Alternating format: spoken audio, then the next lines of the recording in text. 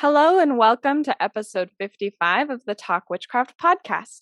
In this episode, Erica and I will be talking about making the most of Aquarius season. You're listening to Talk Witchcraft. On this podcast, we talk about witchcraft as a lifestyle and discover how to merge magic into your daily life. Every week, we'll demystify witchy topics like tarot, astrology, crystals, herbs, and more as you develop your personal brand of magic and create the life of your dreams. We're your hosts, the Mystic Sisters, Erica and Maggie. In this segment of the show, we choose a tarot card for the week, and we look for moments that relate to this card in our daily lives. For this episode, we chose the King of Swords, and the theme of this card is intellectual authority. So this card represents a person who is very wise intellectually. And then if you look at the picture in the Rider-Waite-Smith version of this card, the sword he is holding is at an angle, which tells me that the rules are not so important for this king because wisdom is somewhat circumstantial. So there's a little bit of wiggle room. There's space to experiment. And when I think of the King of Swords, I think about people like judges and people in law enforcement who very deeply understand the law and the needs for rules in a society, but can also understand how times change and laws may not apply the same way in a modern world when compared to the time period when they were put into place. That's not to say that he throws all tradition out the window and rules out the window. I think this king appreciates the need for tradition and law and order, but he is not rigid in that.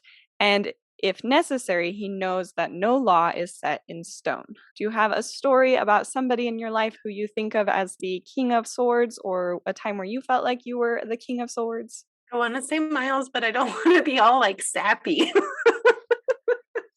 It's not sappy if it's something you notice in him. He just always has an answer for everything.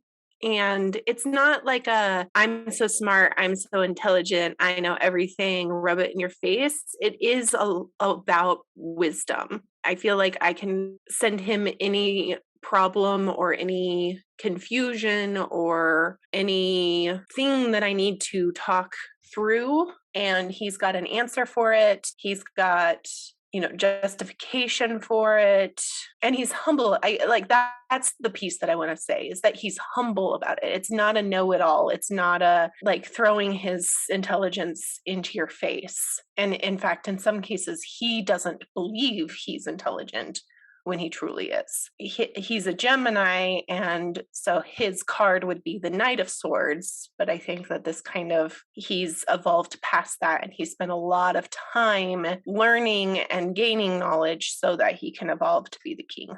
Yeah, I think like with the Queen, that would be more of that like know-it-all energy. The Knight is the person who like thinks they know it all, but they have a lot of stuff they need to figure out. And so they're kind of on this crusade to like share everything they know. And that's kind of what I actually really relate to that, because I'm also a Gemini, where it's like I sometimes don't know when I'm wrong, and I'll be like really stubborn about it. And then you kind of get to a place where you're a know-it-all with the Queen, and then it sounds like your boyfriend, has like progressed past that, evolved past that. And he's always willing, when you mention like being stubborn about your knowledge, he can be that way, but he's always willing to learn and research and find out. And so like we'll have a conversation where we're having a disagreement, and then weeks later he'll come back with, "Oh, I found this thing that shows that you were right and I was wrong." And so it's just that extra level of that extra step of wisdom, of admitting when you're wrong and taking in the new knowledge and adjusting your worldview to accept that. Yeah, I think that's what true wisdom is being willing to accept when you're wrong and being willing to admit it to people and open-minded about learning. And so that's that wiggle room, like that I was talking about before with his sword. Yeah. Similarly, I have a friend who I felt recently in the last couple of weeks, he's been very advisive. What's the word? He's had a lot of good advice, and he has been very willing to share it in a way that's not like inserting himself into my and Dana's like business or anything. It's very like, this is what I'm observing, and this I think would really help you all. And I'm not trying to like say I'm right, or I'm not trying to say that you're wrong, but I just think that this would be a really helpful perspective for you to look at, and sharing his own stories to like kind of back up that, the experience that he's had. And so I feel like he's kind of this King of Swords character for me, especially in the last couple weeks. So let's move on to our main topic, which we are talking about 5 ways to make the most of Aquarius season. And Aquarius season begins sometime around January 20th each year and ends sometime around February 19th. And as we've talked about in previous episodes, these dates change because they are dependent on the position of the sun in relation to the earth. So that's using the tropical astrology system. And in this system, the zodiac sign that determines the zodiac season is not dependent on the actual position of the sun in a specific constellation, but it's mathematically calculated to designate this zodiac wheel around the earth. The 0 degrees of Aries always occurs on the spring equinox. The 0 degrees of Cancer is always on the summer solstice. The 0 degree of Libra is on the fall equinox, and the 0 degree of Capricorn is on the winter solstice. So these 4 quadrants are then divided into these 3 30-degree sections, and that equals 12 sections, 30 degrees, which makes up a 360-degree circle in the sky around the earth. So that means that each year the zodiac seasons change slightly. So you can kind of just use this estimate of around January 20th to February 19th, or you can always look up the exact dates if that's really important to how you practice witchcraft. The overall Aquarius energy is strong and independent and sometimes rebellious, especially against conventional and restrictive attitudes. Aquarius is bright, restless, idealistic, and innovative. This energy dislikes routine and initiates radical change when it feels stuck in a rut. Aquarius is characterized by technology, pacifism, persuasiveness, and inflexible options. So now that you know what you can expect from the energy of Aquarius season, here are 5 things you can do to make the most of this energy. The first thing you can do is release and let go of unhelpful attachments. Aquarius is the most detached sign of all of the zodiac signs, and this is why it's associated with air and not water. You might expect that the water bearer, which is the sign that represents Aquarius, would make Aquarius a water sign. But when you look into the true nature of this sign, you will see that it is completely air. It's all stuck in its own head, and that can lead to this cliche of being full of hot air or head lost in the clouds. But there's also a lot of pragmatic energy surrounding us this month. A water sign would be overburdened by emotions, but the bearer of water understands how to feel emotions, but be guided by logic. So basically, what that means is use this season to let go of things that don't serve you. Are there friendships that are not balanced, that are weighing you down? Do you have clutter in your home or workspace that is preventing the air and energy to flow freely? Detach. When I think about the water bear, what he's doing is using the water to wash things away and to create new fresh starts. And so it's happening, at the beginning of the calendar year, the Gregorian calendar, and it's this time when you can just wash things away, detach from those things that are not serving you, that are weighing you down, and making a space for new things to emerge and to be open to like new ideas and things like that. We've just come off of the holiday season. We've just gone through all sorts of family gatherings, friend gatherings, all sorts of things. Very stressful time, very joyful time too. But the start of the new year and like all of these new year resolutions, all of these things that we're thinking about. I want to be better at this. I want to get rid of that. I almost feel like spring cleaning happens, but there's also this like new year Aquarius season cleaning as well. And so it's like just open up all the doors and windows. Imbolc is coming up soon, the traditional first day of spring. Like get that stagnant energy out of your house, get it moving again. Yeah, using the the air coming in your windows to get the stagnant energy out. There's that air sign again. The air is pushing things out, getting that flowing. Air. Yeah. Before we share the other 4 ways, let's have a word from our sponsor. I just don't understand why my magic spells don't work. Nothing seems to be potent or charged. What am I doing wrong? Have you tried the new and improved Athame 6000? This is not your grandma's ceremonial knife. It's the latest model that all modern witches need for performing spells, indicating the directions, and cutting your way out of the circle safely. But I used my sharpest kitchen knife to cast a circle and cut my herbs. A kitchen knife has the energy of cooking and monotony, and a designated Athame is charged purely with the intention of spell work. The Athame 6000 is cast from pure metal, has a traditional black handle, and has the ability to absorb 10% more of your personal power than other leading models. Patent pending. Pay no attention to this ad. Any tool that you decide to use for your spell working purposes is a good enough tool for you. And now back to your regularly scheduled programming. The second thing that you can do for Aquarius season is to give yourself permission to be authentic. Have you been giving yourself the space you need to be your true self? You are a unique and beautiful soul, and no one can be a better you than you. So don't deprive the world of your individual gifts and personality. Let go of conventionality and structure and the role you think you're supposed to play. This is your life, and you're the lead. So you get to decide how the story goes. I was just thinking this recently that I know this is probably like very cliche, but I feel like the older I get, the less I care about what other people think about me. And I'm wondering if it's like, if this like realization is kind of coming to fruition because Aquarius season has been approaching, because it was just like the last couple of weeks where I was like, you know what? I don't really care if I look good in this bathing suit, or if I, you know, say the right thing, or if my face looks weird while I'm having this conversation or whatever. Like, I'm just gonna be the person that I am.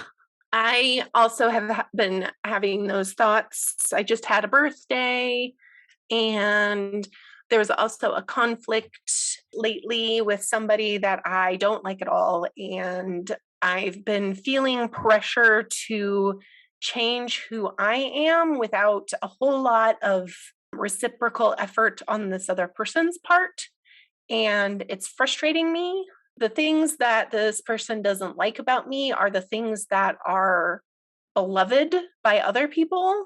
And there's nothing wrong with the way that I am, which is I trust easily and I wear my emotions on my sleeve, and I share a lot of information about myself quickly and easily.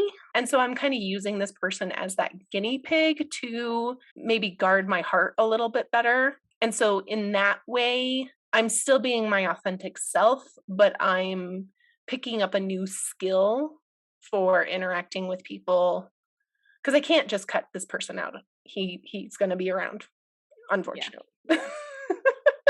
Yeah, and that's sort of the out of the box thinking that we're going to talk about next, is like just trying something that you're not used to doing in order to like keep the peace almost, and still being your authentic self, but you know, trying something new. Maybe channeling a little bit of Libra in there. Yeah, exactly. Keeping things harmonious, but also not being a doormat. As you were talking, I was thinking we are the Sense and Sensibility sisters. You're Mary, are we? And I'm Eleanor. Okay. That's fair. Because I'm very like closed off when I meet people, and very logical about how I think. Like, my emotions are not emotions, they are logic. And I can logic my way out of any emotion. Off topic, but I guess that's being authentic. No, it is being authentic. No, and it's a fair observation. And I enjoy it. Yeah, well, and that's part of me like being more authentic too, is like that was those moments of like kind of going off topic and having ADHD like take me somewhere else. Those are things that I used to mask or like keep to myself. But it's more fun to like just have those thoughts out loud. Exactly. I feel like I've had a lot more interesting conversations with people as I've like allowed myself to just say what's on my mind.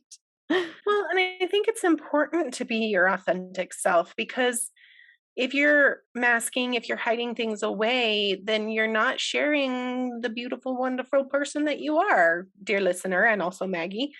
Um, because there are things that I'm thinking the most noticeable thing of that people mask is hand flapping or getting like those visual tics and stims that like when I see somebody stim like that when they're so super excited, it makes me more excited. Like I want to see those things. I want to see genuine authentic joy and genuine, authentic sadness, because I feel like if I can see those things, then I can reciprocate that feeling better. Right. Yeah. If you're, I feel like a lot of times when I'm in conversation with someone, a lot of what I'm trying to do is like listening, but also like trying to figure out the underlying reason behind what somebody is saying.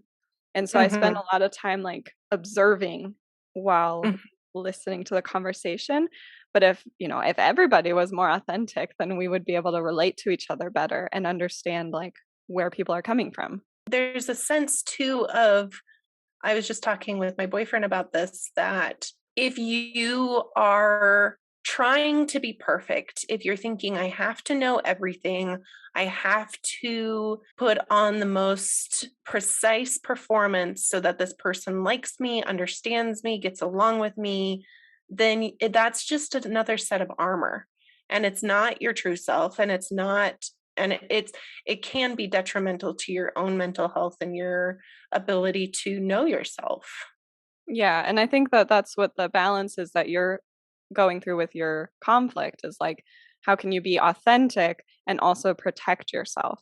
Because in Mhm. some cases, you do need to have that armor, but in some cases, you have to be able to let that armor down. So if everybody was just more authentic and not mean and a jerk, Exactly. none of us would have to wear armor ever. Yes. Just be nice. Just be nice and be yourself, unless yourself is mean, and then go sit in Don't a be corner and yourself. think about what you did. Uh, what is the meme? If you have a choice to be a unicorn, always be a unicorn or something like that. Yeah. Anyway, moving on. So the third thing that you can do for Aquarius season is to think outside of the box to solve your problems. So this we sort of alluded to this with the previous thing, but if you find yourself stumped by someone or something during Aquarius season, then try looking at this circumstance or the situation from a different perspective. Because Aquarius energy is perfect for innovation and coming up with new ideas. It's that water bearer washing away the old and inviting in new ideas, new inventions, new solutions to any problem that you might be having. So, even if you've solved a similar problem in the past and you've used a tried and true method, Aquarius season is about giving yourself the freedom to look for unconventional approaches. We also kind of talked about this in Capricorn season, where that fish tail allows the goat to climb the mountain, but to kind of swim and go with the flow. So I feel like there's some of that energy being pulled into the start of this Aquarius season that, you still go along that path, but allow yourself to have some creativity and some flexibility with how you solve your problems and how to get to the next place. Yeah, and with Capricorn season, Aquarius comes after that. And Capricorn is, we've talked about the planning and the, figuring out how you're going to climb the mountain. And like you've said, you're being open to changing the plan and doing something different, looking at the plan from different directions, maybe flying a plane over the mountain and looking at it from above, or digging up from below the mountain and seeing what you find inside. So that's what Aquarius gives you the freedom to do, because there's the earth energy of Capricorn that's like, the tried and true traditional stuff. And Aquarius is emerging out of that to give you a different perspective, I guess, a bigger world. A big picture perspective of the plan that you've set in motion. I love me a bell curve. I Mhm. talk about the bell curve of the seasons a lot. I think there's a bell curve as we start the new zodiac seasons. Like, on January 20th, we aren't halting Capricorn. Capricorn's not gone. It's not, we're not shutting a door on it. That energy is continuing to flow until, right around February 1st, where we're at the height of the Aquarius season. So we still have this tapering off of that energy. So pull whatever energy from the previous, and then also at that midpoint of Aquarius season, start bringing in some of the Pisces energy as well. So like everything's just a mixed bag of all sorts of fun goodness. Yeah, well, it's the decants, right? Is that how you say them? Yeah. There's Yeah. the three different, and that's part of what we talk about with the tarot cards. They mark the decants. So at the beginning, there's a card that's somewhat related to both Aquarius and Capricorn, and at the end, there's a card that's somewhat related to both Pisces and Aquarius. And then in the middle, there's these three tarot cards that kind of represent the growth of Aquarius, the peak of Aquarius, and then the decline into Pisces. It all comes together. It does. With the conflict that I've mentioned, the root issue is that I have to support somebody that I love, even though I don't like this particular person. They love this person. And so the problem is not that I have to be best friends with this person. The problem is that I have to be there for the person that I love, if that made sense without using names and giving away too much. I'm having to think outside the box for ways to be around and civil, but also not be everything that I am usually. So the fourth way that you can make the most of Aquarius season is to be charitable with your time and your money. This sign seeks the greater good and the betterment of humankind. If you make a yearly charitable donation to a cause that you care about, consider making it during this season, especially while the new moon is in Aquarius. I just looked at my calendar. The new moon is in Aquarius on Imbolc. So that's pretty cool. Yeah. That is cool. I hadn't looked at that Yeah. yet. Definitely consider making that charitable donation on Imbolc. I feel like we talk a lot about, this kind of stuff, giving back, trying to make the world a better place, using our power for doing good for others. And so we talked about it during Libra season in particular because of the justice aspect of Libra. And when it comes to Aquarius, the energy is more about just like mankind and the betterment, like the greater good, as Erica said. So it's that big picture perspective on the world and doing the best that you can, doing the most that you can for the greatest number of people, which sounds sort of like Albus Dumbledore and Gellert Grindelwald, but in a good way.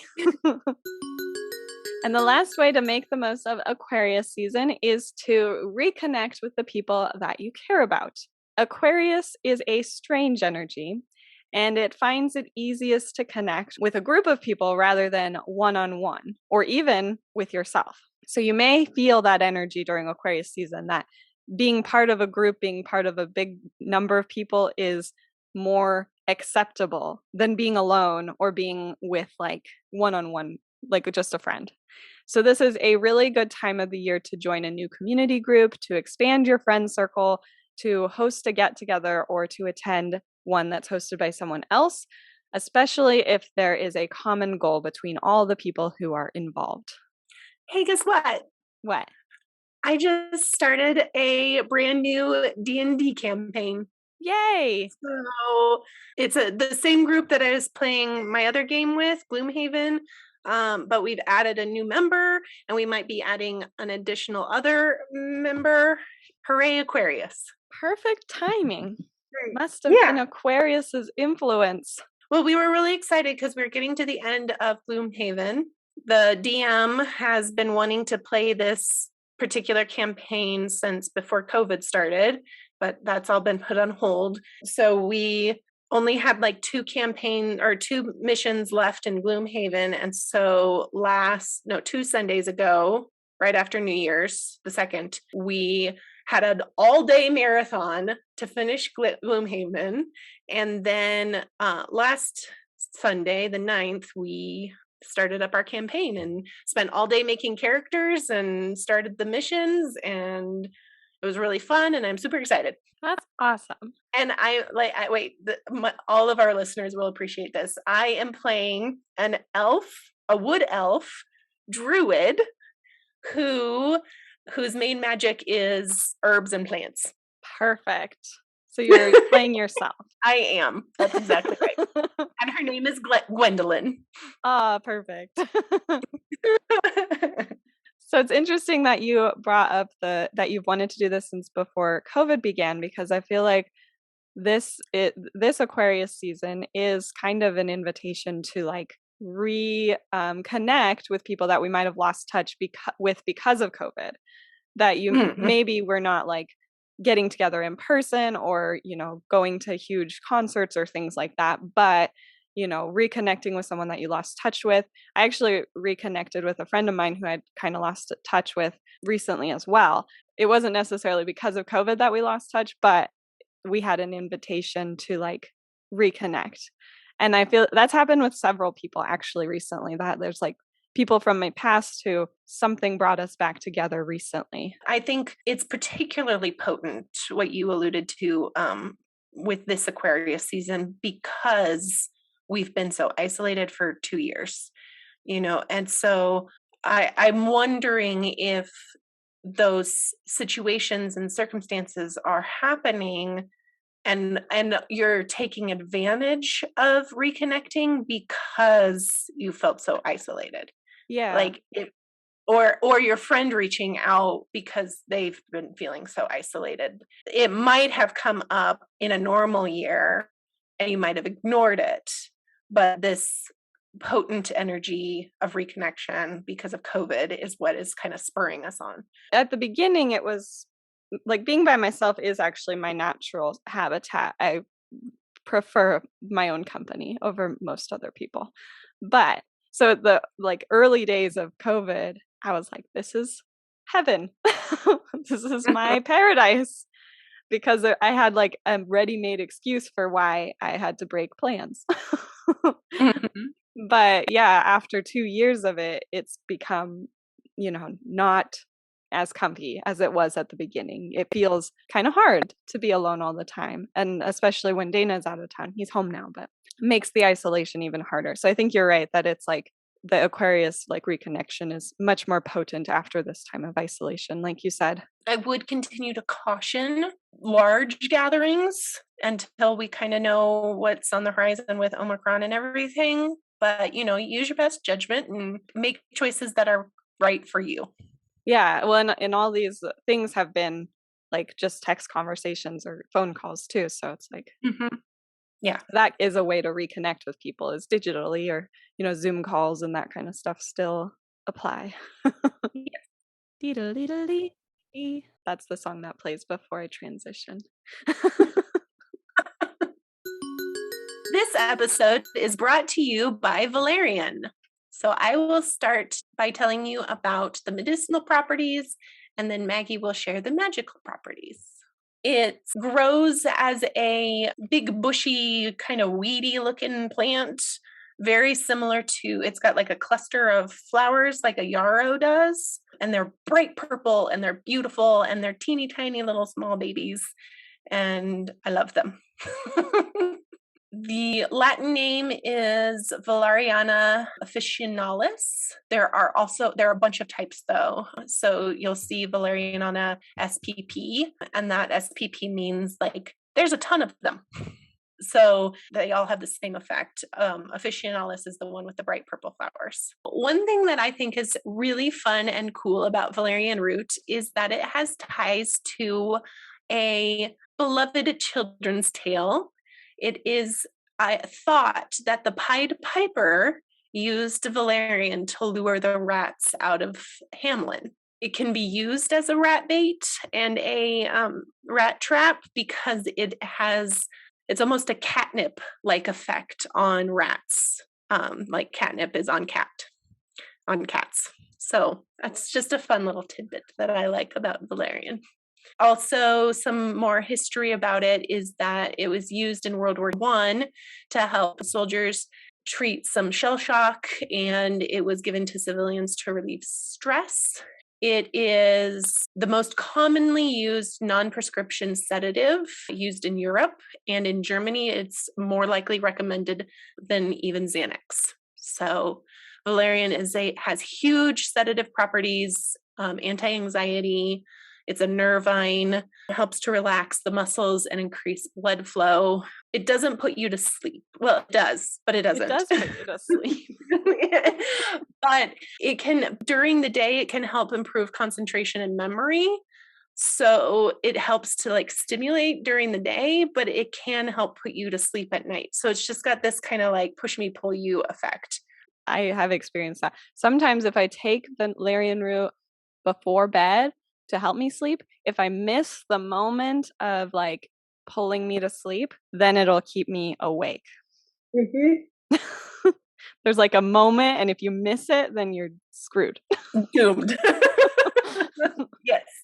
So it's interesting that it has that different effect based on the time of day. So usually we use the root or the rhizome. It's also an astringent and can help to tone. So it's a tonic, and it does have some antibacterial qualities to it, but that's not what it's mainly known for. It's mostly known for its nervine effects on aggressiveness and anxiety and depression and nervous breakdown and mental illness. It's very much a brain plant. Some cautions for it is that you don't want to use it for more than 3 weeks in a row, although small nightly doses are typically fine, but you don't want to use it heavily for more than 3 weeks. It's not indicated for children or during pregnancy, so avoid it for those cases. In terms of depression, it's not great for long-term care. If you are experiencing chronic depression where you feel like you need to be taking medication all the time, valerian root is not the way to go. I would talk to your doctor about a different kind of pharmaceutical medication in those cases. But in acute senses of depression, like with grief or with any kind of traumatic event where it's kind of the depression comes and goes, it's great for those kind of cases. It's also really good for nausea and headache, but if you take it in large doses, it can induce nausea and headache. So just be cautious with how much you're using it and how often you're using it. Valerian is a passive herb that corresponds with Uranus, and if you don't use if you only work with the classical planets, then Saturn. It is a fire and an air herb, and it obviously corresponds with Aquarius as well. One of the most common uses for valerian is for dream magic, and I think that's kind of what Erica was that we were talking about with the sleeping, that it helps you sleep, but it also keeps you awake. And I think that that's why it's used in dream magic, because it helps you with lucid dreaming and to like be really aware of what you're dreaming about while sleeping. So it is kind of a wakeful sleep. And then it's also used in spells for harmony and reconciliation. So if you have it in your room or in your home somewhere, then it can help to settle arguments or to prevent arguments from coming up between a couple. You can burn it to help calm your emotions, especially in the heat of an argument. And you can use it to help turn a bad situation around so that you can see the solution to a situation or to a problem that you're having. So again, that all like fits really well with the Aquarius energy that we are talking about. Another use for valerian root in magic is for spells related to helping you to stop feel guilty about something, whether you are the guilty party or not, helping to stop with your negative self-talk and to make sure that you're more compassionate with yourself, to be more accepting of yourself. Another Aquarius tenant. It can be used for protection spells, so add it to a charm bag, use it to purify a space by burning the root, and add it to your baths for protection as well. Valerian can be used for animal magic. It is most beloved by cats, but you can use it to evoke animal spirits, especially animals that live in the forest or any other animal that you want to talk to or invite into your space. And if you grind up valerian root, you can use it as a substitution for graveyard dirt in any spell that calls for graveyard dirt. Next week, we will be talking about the Star card, which is another major arcana card in the tarot. This card is about inspiration, ideal love, truth, the realization of your dreams, seeing the light at the end of the tunnel, knowing that things are going to work out, and being your true, authentic self. So, Erica and I will be looking for moments where we notice the star card in our daily lives. And if you have a story about the star, please send us a voicemail to welisten@talkwitchcraft.com. You can find out more about this episode by going to mumblesandthings.com/blog/055. Join us next week when we talk about celebrating in book. Make sure that you are subscribed so that you are notified about each new episode. And to help other witches find the show, please leave us a 5-star review wherever you listen to podcasts. You can also find us on Instagram at Mumbles and Things and join us in the Mumble Academy to chat about this episode with other witchy folk. Bye-bye. Goodbye.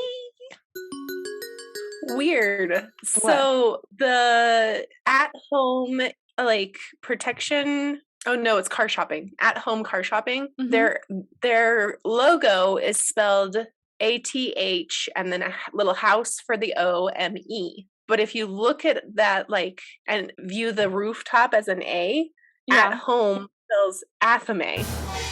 Ooh. So it's pulling up. We're pilling it. I'm getting pilled off of the logo.